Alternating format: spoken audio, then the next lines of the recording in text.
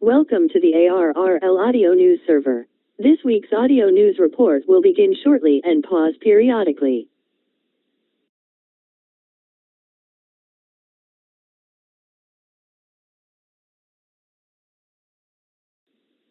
Hey, and how are you doing? I'm Rick Lindquist, WW1ME in Ellsworth, Maine, and this is ARRL Audio News for Friday, March 11th, 2022. This is my last edition as host of ARRL Audio News, and I've enjoyed the time. The new guy, he'll be on board next week, so more on that next week. Okay, on to the news. Amateur radio on the International Space Station has announced that 2 crew members are scheduled to fly on Axiom Mission 1, or AX-1, the first private astronaut mission to the International Space Station, will carry out amateur radio contacts with 6 schools while they're in space. The AX-1 mission is currently set to launch from Florida on March 30th via a SpaceX Falcon 9 launcher, and the crew will spend 10 days in orbit aboard the ISS.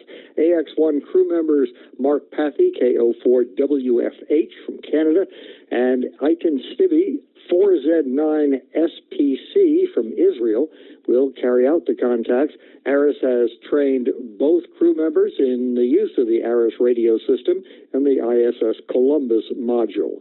Stibbe will use ARRS facilities on board the ISS to answer questions from students in Israel. Pathy will connect with elementary and high schoolers across Canada.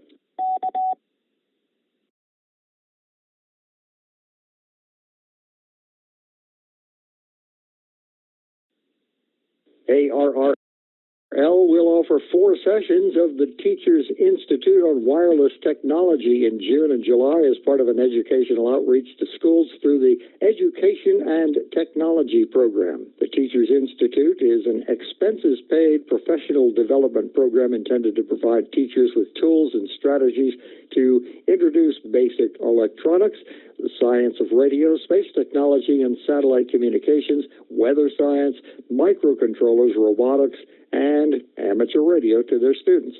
Class sizes are limited to 12.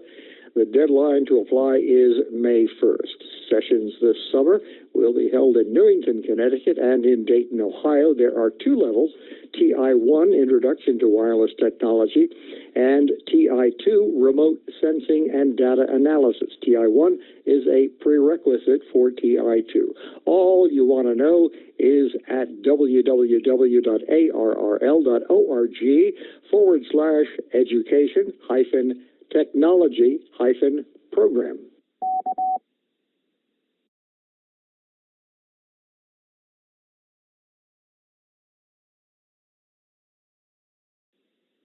This is ARRL Audio News for March 11th, 2022, heard in Galesburg, Illinois, Sundays at 7 p.m.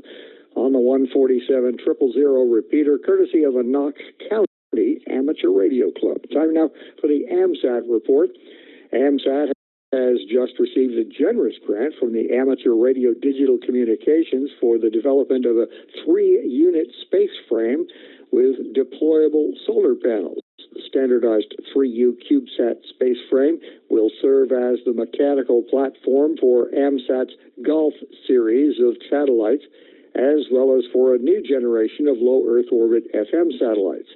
Central to the development of the 3U space frame, AMSAT will build 3 flight-ready space frames for an upcoming series of satellites with potentially enhanced flight control, payload, and communication capabilities. The need for a 3-unit space frame with deployable solar panels goes back to the original design requirements for the greater orbit, larger footprint, or Golf satellites that would return AMSAT to highly elliptical orbits.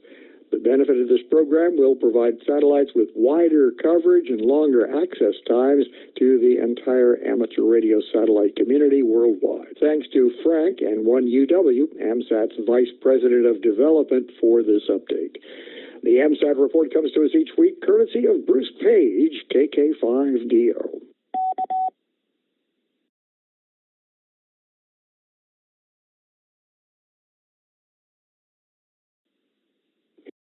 Here's a heads up. The 2022 running of the Armed Forces Day cross-band exercise will be held on May 14th from 1300 to 2200 UTC.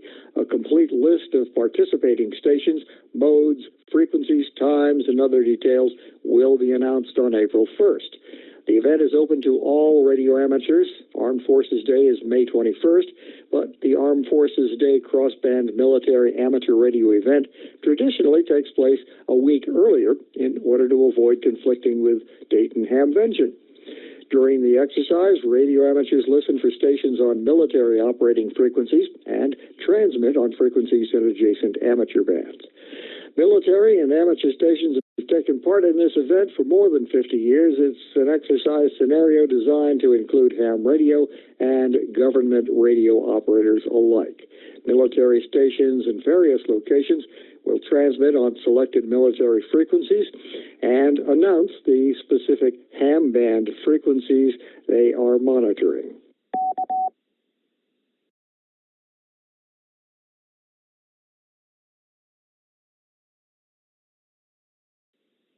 This is ARRL Audio News, heard in Galva, Illinois, Sundays at 7:30 p.m.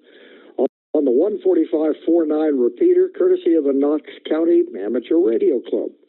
Here's the February report of the Volunteer Monitor Program, a joint initiative between ARRL and the FCC to enhance compliance in the amateur radio service.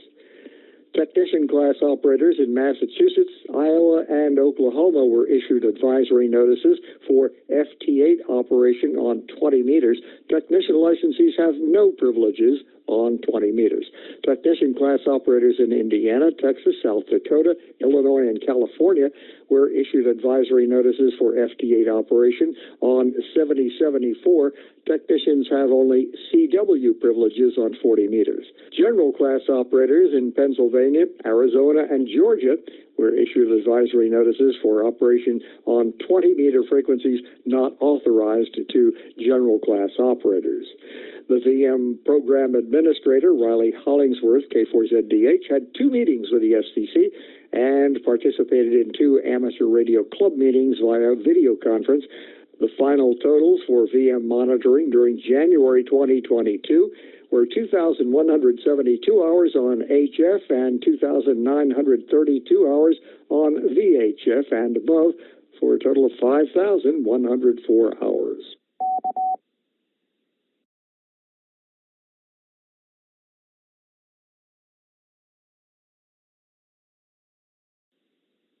Stanford University scientists are taking another look at a battery technology that could prove to be a game changer. In his ARRL Eclectic Tech podcast, host Steve Ford, WB8IMY, recently discussed the chlorine battery. The alkaline metal chlorine battery boasts high energy density. Earlier versions of this technology, however, were not suitable for recharging. In a regular rechargeable battery, the electrons travel from one side to the other during discharging, and then they revert back to their original form as the battery is recharged. But in the old-style chlorine batteries, the sodium chloride or lithium chloride is converted to chlorine, and that's way too reactive to be converted back to chloride, at least not very efficiently. All you chemistry majors are following along, of course, right? The research solved this problem by making a new electrode material out of porous carbon, and it acts like a sponge, soaking up the nasty chlorine molecules, safely storing them to be converted back into sodium chloride. When it's time to recharge, the trapped chlorine gets converted to NaCl, otherwise known as good old table salt, and it's ready to store power once again. So far, they've subjected their prototype battery to more than 200 charge and discharge cycles without any problems, and they're sure they can push that number much higher.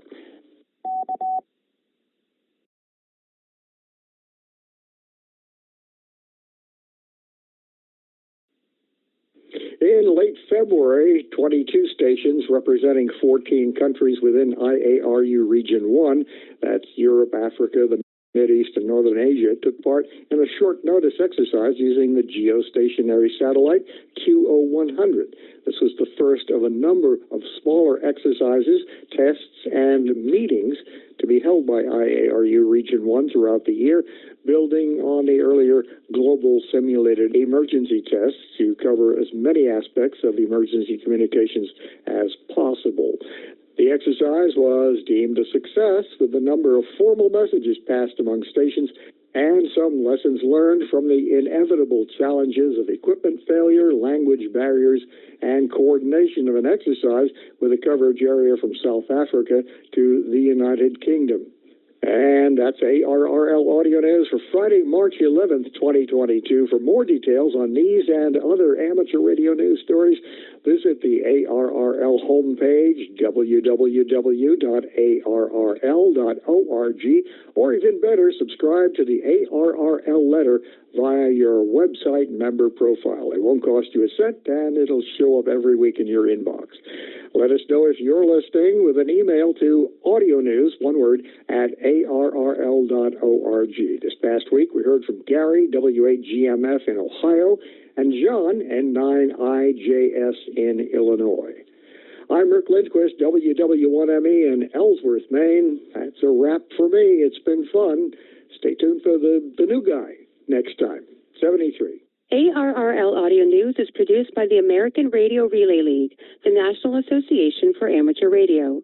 For more information on amateur radio or the ARRL, visit us on the web at arrl.org. You can also find us on Facebook and Twitter by searching for ARRL. If you have a question or comment about ARRL Audio News, email us at audionews@arrl.org.